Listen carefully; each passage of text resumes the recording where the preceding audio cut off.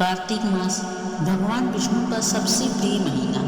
यह महीना जैसे ही अपने अंत की ओर बढ़ता है वैसे ही शुरू होते हैं 5 ऐसे दिन जो पूरे साल में सबसे पवित्र माने जाते हैं। इन्हें कहा जाता है भीष्म पंचक या हरि पंचक।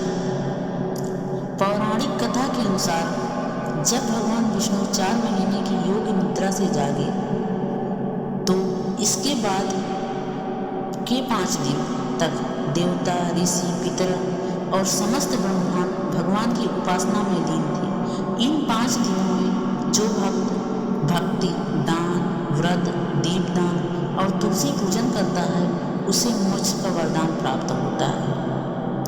आइए जानते हैं इन 5 दिनों का आध्यात्मिक महत्व। इन 5 दिनों में पंच तत्व जल, वायु, अग्नि, पृथ्वी, आकाश शुद्ध होकर भक्ति के रंग में रंग जाते हैं। इसलिए इस काल में की गई पूजा, दान और साधना 100 गुना फल देती है।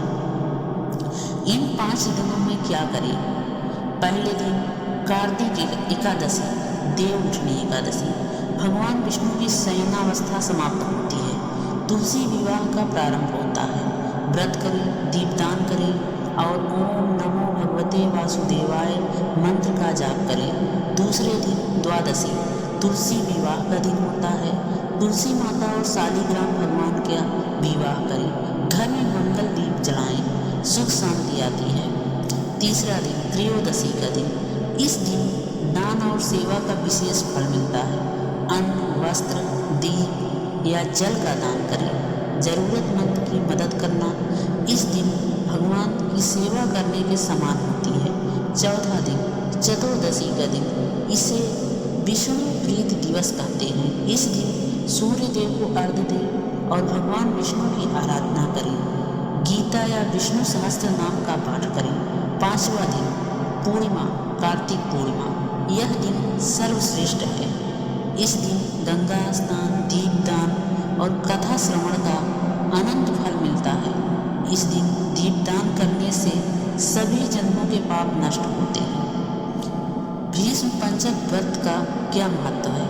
महाभारत के अनुसार पितामह भीष्म ने जब सरसैया पर लेटे हुए भगवान विष्णु का ध्यान किया तो उन्होंने कहा, जो मनुष्य इन 5 दिनों में व्रत, दान और भक्ति करता है वह मेरे समान पुण्य प्राप्त करता है।